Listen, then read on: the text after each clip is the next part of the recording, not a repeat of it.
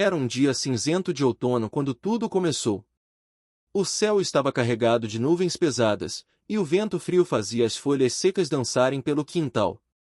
Eu havia me mudado para a casa da minha avó, que havia falecido algumas semanas antes, para ajudar a organizar suas coisas.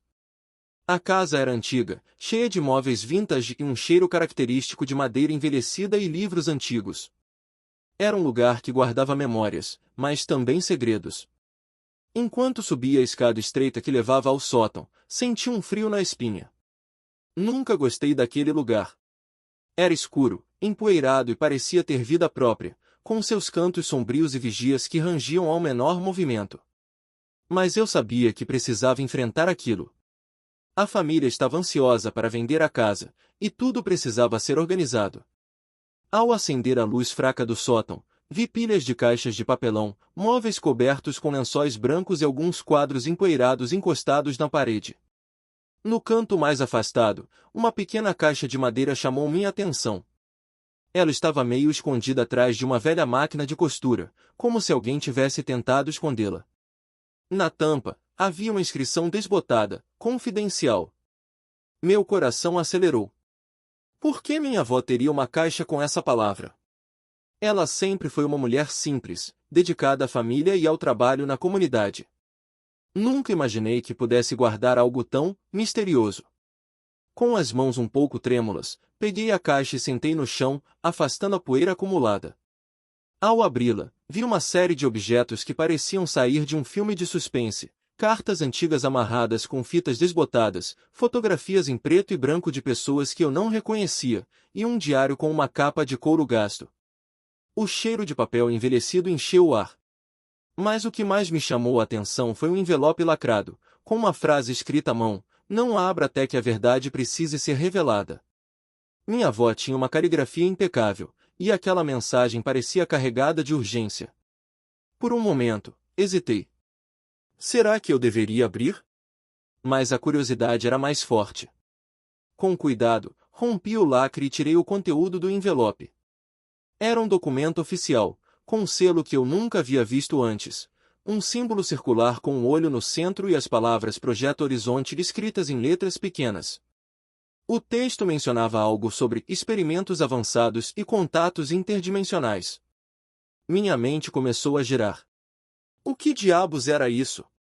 E o que minha avó tinha a ver com essa organização?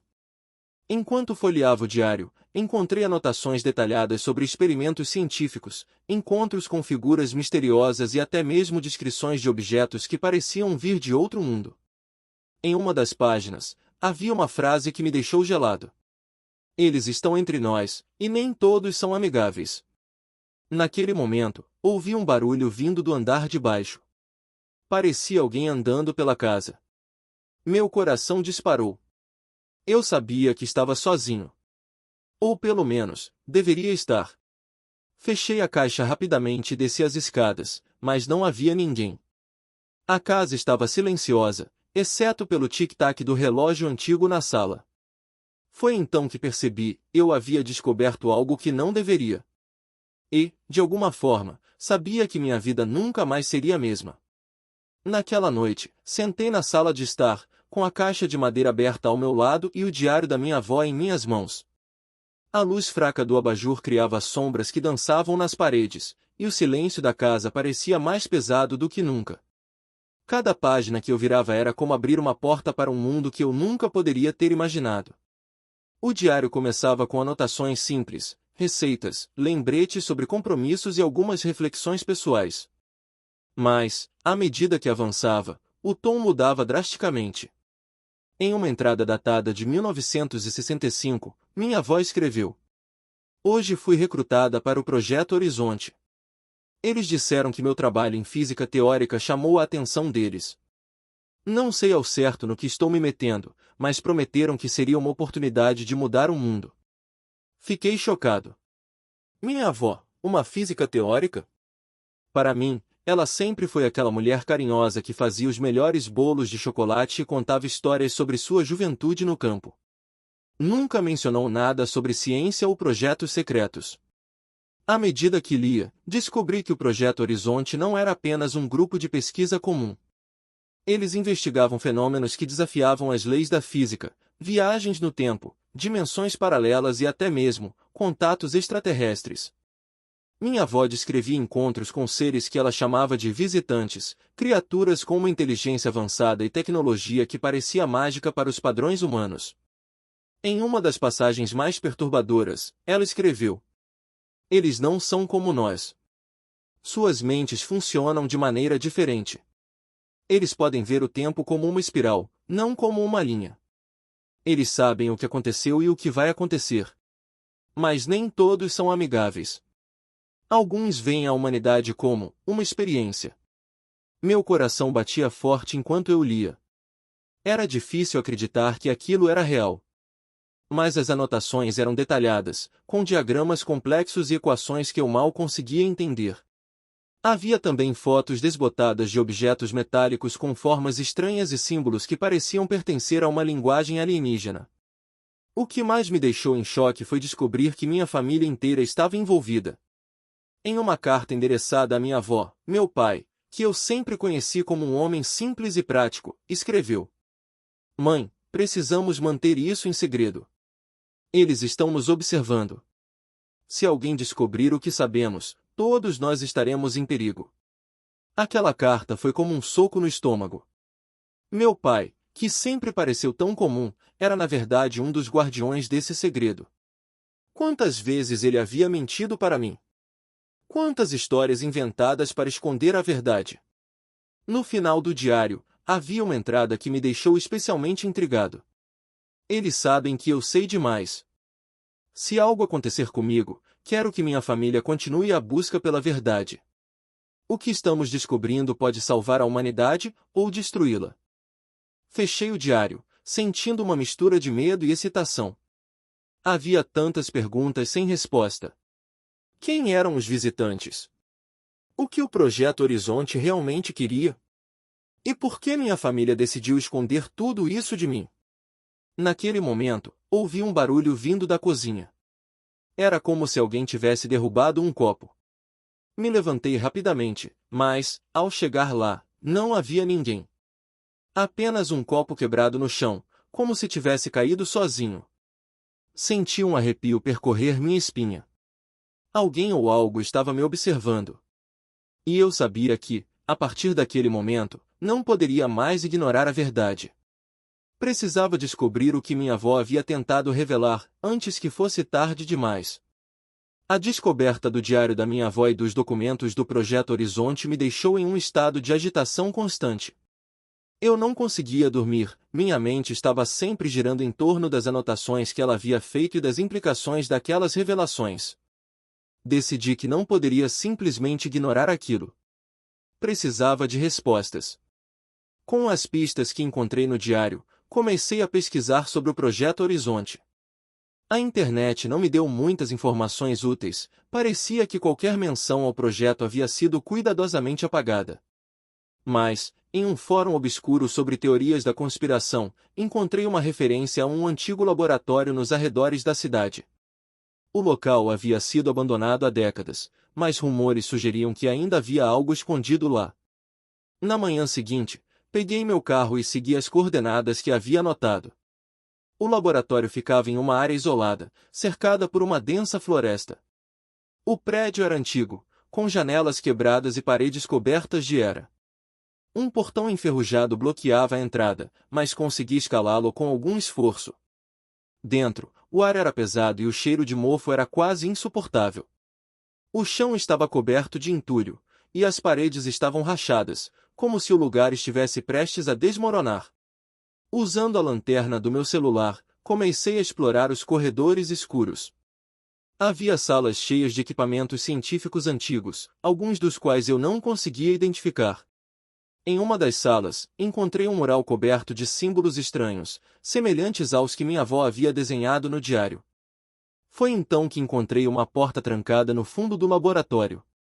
Ela parecia mais moderna do que o resto do prédio, com um painel eletrônico ao lado.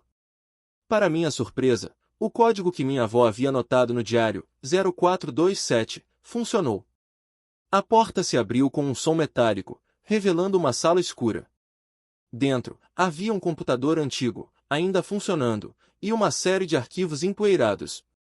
Ao ligar o computador, descobri uma pasta com documentos classificados como confidenciais. Eles detalhavam experimentos com tecnologia alienígena, incluindo dispositivos que podiam manipular o tempo e o espaço. Havia também relatos de encontros com os visitantes, descrevendo-os como seres altamente inteligentes, mas com motivações que os humanos não conseguiam compreender completamente. Mas o que mais me chocou foi um relatório que mencionava o envolvimento de governos e corporações poderosas no Projeto Horizonte. Eles estavam manipulando eventos globais, desde desastres naturais até crises econômicas, para manter o controle sobre a população. Minha avó havia tentado expor isso, mas foi silenciada. O relatório mencionava que ela havia sido neutralizada para proteger os interesses do projeto. Enquanto eu lia, ouvi um barulho vindo do corredor. Alguém estava lá. Apaguei a tela do computador e me escondi atrás de uma pilha de caixas.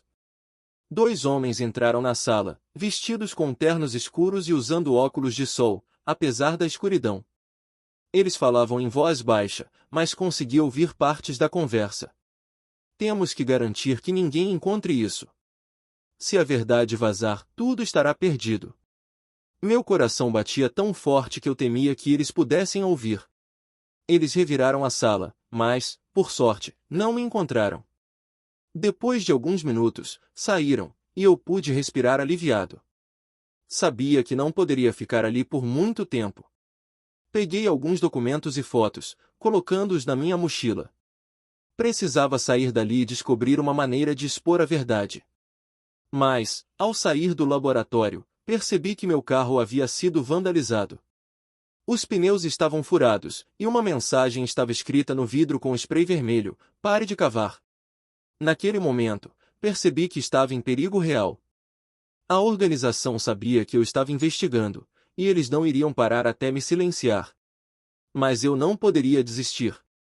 A verdade que minha avó havia tentado revelar era maior do que eu, maior do que qualquer medo que eu pudesse sentir. Enquanto caminhava pela estrada escura, com a mochila pesada nas costas, sabia que minha vida nunca mais seria a mesma. Eu havia aberto uma porta que não poderia ser fechada, e agora precisava enfrentar as consequências. Desde que deixei o laboratório abandonado, minha vida virou um pesadelo. Cada som, cada sombra, parecia uma ameaça. A mensagem deixada no meu carro: "Pare de cavar", ecoava na minha mente como um aviso sinistro. Eu sabia que a organização estava me observando, mas não tinha ideia de quão perto eles realmente estavam. Naquela noite, decidi me esconder em um motel barato nos arredores da cidade. O quarto era pequeno e mal iluminado, com um cheiro forte de cigarro e desinfetante. Tranquei a porta e coloquei uma cadeira debaixo da maçaneta, como se isso pudesse me proteger de algo. Minha mochila, cheia dos documentos que havia roubado do laboratório, estava ao meu lado, como um tesouro perigoso. Enquanto revisava os papéis, encontrei algo que me deixou ainda mais perturbado: uma lista de nomes. Eram cientistas, políticos, jornalistas e até mesmo celebridades. Ao lado de cada nome, havia uma anotação: cooperativo, neutralizado ou em observação.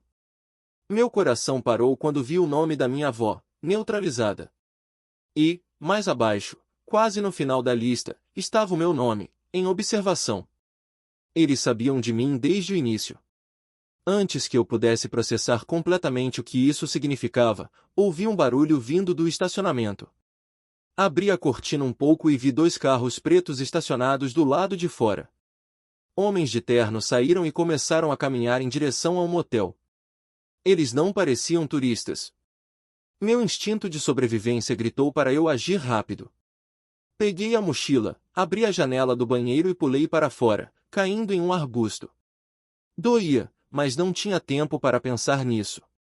Corri para a floresta atrás do motel, ouvindo vozes distantes gritando: "Ele está aqui! Não deixem ele escapar!" A noite estava escura, e a floresta era densa. Galhos arranhavam meu rosto enquanto eu corria, sem saber para onde estava indo. Minha respiração era ofegante, e meu coração batia como um tambor. Eu não poderia parar. Se eles me pegassem, eu sabia que seria o fim. Depois de correr por what seemed like hours, finalmente encontrei uma estrada deserta. Um caminhão passou, e eu fiz sinal para o motorista parar. Ele era um homem mais velho, com um chapéu de cowboy e um sotaque carregado. Precisa de uma carona, jovem? Ele perguntou, com um olhar curioso. Sim, por favor, respondi, tentando parecer calmo. Estou um pouco perdido. Enquanto o caminhão seguia pela estrada, olhei pelo retrovisor, esperando ver os carros pretos nos perseguindo. Mas a estrada estava vazia.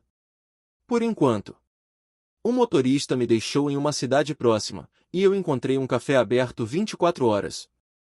Sentado em um canto escuro, com uma xícara de café frio nas mãos, comecei a pensar no que fazer a seguir. Eu não poderia continuar fugindo para sempre. Precisava de ajuda. Foi então que me lembrei de um nome que havia visto nos documentos, Daniel Hargrove, um jornalista investigativo que havia escrito sobre teorias da conspiração e desaparecimentos misteriosos. Ele parecia ser a única pessoa que poderia entender o que eu estava passando. Encontrei o número dele em um artigo online e liguei, esperando que ele atendesse. Depois de alguns toques, uma voz grave respondeu. Hargrove. Quem fala? Meu nome não importa, respondi, tentando disfarçar a voz. Eu tenho informações sobre o Projeto Horizonte. Preciso da sua ajuda. Houve uma pausa do outro lado da linha. Então ele disse. Encontre-me no Parque Central, amanhã ao meio-dia. Venha sozinho. E cuidado, eles estão em todo lugar. Desliguei o telefone, sentindo uma mistura de alívio e medo. Eu tinha um plano, mas sabia que os riscos eram enormes. A organização estava em todo lugar, e eles não iriam parar até me silenciar. Naquela noite, enquanto tentava dormir em um banco de praça, olhei para o céu estrelado e me perguntei se os visitantes estavam lá, observando tudo. O que eles queriam?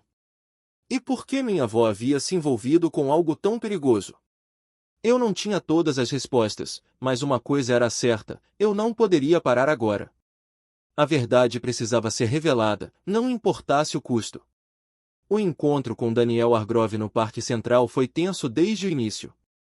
Ele era um homem de meia idade, com olhos penetrantes e uma postura cautelosa. Assim que nos sentamos em um banco isolado, comecei a despejar tudo o que havia descoberto. O diário da minha avó, os documentos do Projeto Horizonte, a lista de nomes e a mensagem ameaçadora no meu carro. Ele ouviu em silêncio, ocasionalmente fazendo anotações em um caderno gasto.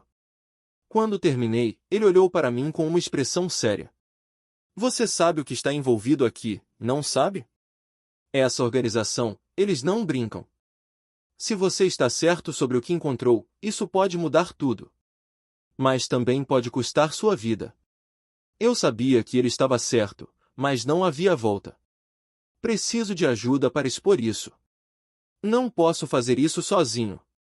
Hargrove concordou em me ajudar, mas com uma condição, eu teria que confiar nele cegamente. Ele me levou para um esconderijo seguro, um apartamento modesto cheio de equipamentos de vigilância e pilhas de documentos. Enquanto ele começava a investigar os papéis que eu havia roubado, eu me sentei no sofá, exausto, mas incapaz de relaxar. Foi então que algo estranho aconteceu. Enquanto Hargrove folheava os documentos, ele parou abruptamente, seus olhos fixos em uma foto desbotada que havia caído no chão. Ele a pegou com mãos trêmulas e olhou para mim, pálido. Onde você conseguiu isso? A foto mostrava um grupo de pessoas em frente ao laboratório abandonado. Entre elas, estava minha avó, mais jovem, ao lado de um homem que eu reconheci instantaneamente, o próprio Daniel Hargrove. Espere, você conhecia minha avó? Perguntei, confuso. Hargrove fechou os olhos por um momento, como se estivesse revivendo uma memória dolorosa. Eu não apenas a conhecia. Eu fazia parte do Projeto Horizonte. Trabalhei com ela por anos. Mas eu desisti. Tentei fugir. Eles não gostam de desertores. Meu coração disparou. Eu havia confiado em alguém que estava diretamente ligado à organização que estava tentando me destruir. Por que você não me disse isso antes? Perguntei, levantando-me, pronto para correr. Porque eu sabia que você não confiaria em mim se soubesse, ele respondeu, levantando as mãos em um gesto de paz. Mas eu estou do seu lado agora.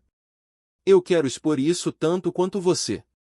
Eles me caçaram por anos, e eu sei como eles operam.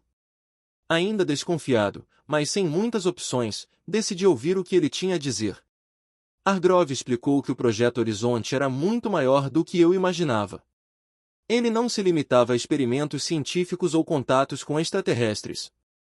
Era uma rede global que manipulava governos, controlava a mídia e até mesmo influenciava guerras. E os visitantes, eles não eram apenas observadores. Eles estavam diretamente envolvidos, fornecendo tecnologia em troca de algo que ninguém entendia completamente. Mas há algo que você precisa saber, Hargrove disse, sua voz grave. Sua avó não foi neutralizada apenas porque sabia demais. Ela descobriu algo que eles não podiam permitir que fosse revelado. Algo que muda tudo. O que foi? Perguntei, meu coração batendo forte. Ele abriu uma gaveta e tirou um pequeno dispositivo metálico, semelhante aos que minha avó havia descrito no diário. Isso é um transdimensionalizador. Ele pode abrir portais para outras realidades. Sua avó descobriu que os visitantes não estão apenas observando. Eles estão preparando uma invasão. E o Projeto Horizonte está ajudando.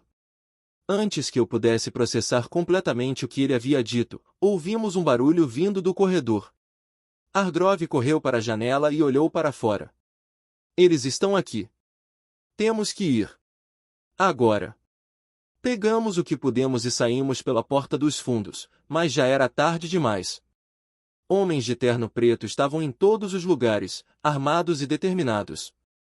Corremos pela rua, entrando em becos e passagens secretas que Hargrove parecia conhecer bem. Mas eles estavam sempre atrás de nós, como sombras persistentes. Finalmente, chegamos a um prédio abandonado. Hargrove me puxou para dentro e fechou a porta com força. Temos que usar o dispositivo, ele disse, segurando o transdimensionalizador. É a única maneira de escapar. Para onde vamos? Perguntei, hesitante. Para um lugar onde eles não podem nos seguir, ele respondeu, ajustando o dispositivo. Mas não há garantias de que será seguro. Antes que eu pudesse protestar, ele ativou o dispositivo. O ar ao nosso redor começou a vibrar, e uma luz intensa nos envolveu. Senti como se estivesse sendo puxado para fora da realidade, meu corpo se desintegrando e se reconstruindo em um lugar completamente diferente. Quando a luz se dissipou, estávamos em um lugar que desafiava a lógica. O céu era de um roxo profundo, com duas luas brilhando acima de nós. A paisagem era uma mistura de estruturas metálicas e vegetação bioluminescente. Era ao mesmo tempo lindo e aterrorizante. Onde estamos? Perguntei, em choque. Em uma das dimensões que os visitantes controlam, Hargrove respondeu, olhando ao redor com cautela. Mas não temos muito tempo. Eles vão nos encontrar logo. Enquanto caminhávamos, vi algo que me deixou sem palavras, uma enorme estrutura no horizonte, parecida com uma cidade, mas construída com uma tecnologia que parecia viva. E então, ouvimos um som que não era humano, vindo de todas as direções. Eles estão vindo, Hargrove sussurrou. Precisamos nos esconder. Mas era tarde demais. Figuras altas e esguias emergiram das sombras, seus olhos brilhando com uma luz fria. Eles não pareciam hostis, mas também não eram amigáveis. Um deles se aproximou, estendendo uma mão que parecia feita de luz sólida. Você trouxe o dispositivo, ele disse, sua voz ecoando em minha mente. Você sabe o que isso significa? Hargrove olhou para mim, seus olhos cheios de uma mistura de medo e determinação. É agora ou nunca, ele disse. A escolha é sua. Eu não sabia o que fazer. Mas uma coisa era certa, eu havia aberto uma porta que não poderia ser fechada. E, seja qual fosse o resultado, o mundo que eu conhecia nunca mais seria o mesmo. Enquanto os visitantes nos cercavam, senti uma estranha calma. Talvez minha avó estivesse certa. Talvez a verdade fosse maior do que qualquer um de nós. E, pela primeira vez, eu estava pronto para enfrentá-la.